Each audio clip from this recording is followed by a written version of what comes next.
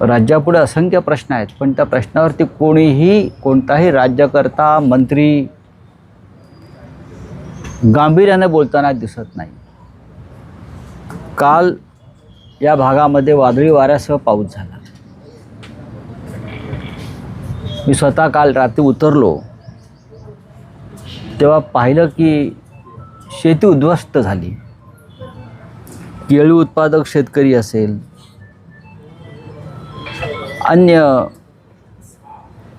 कृषी उत्पादनाचा विषय असेल, कालच्या पावसानं त्यांना फार मोठा फटका बसला.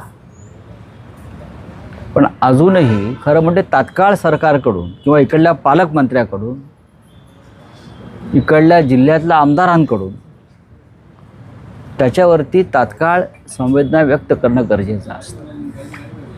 पण मला तसं दिसत नाही.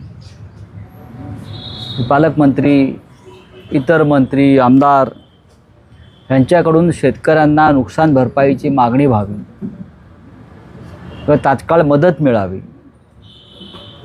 यासाठी पावलं उचललेली दिसत नाहीत. आता पंचनामे, मोजण्या या गोष्टी होतील, त्याला काय अर्थ नाही. पण शेतकऱ्याच्या घरामध्ये कालपासून जो आकांत मला दिसतो, काही शेतकरी रात्री भेटले, सकाळी भेटले, हे सरकार अत्यंत संवेदनशील आहे, असंवेदनशील आहे. आणि विशेषतः जळगावमधले जे लोक मंत्रिमंडळामध्ये किंवा सत्तेमध्ये आहेत त्यांच्या संवेदना ठार मेलेल्या आहेत. 24 तास राजकारण. कुठे आहेत गिरीश महाजन,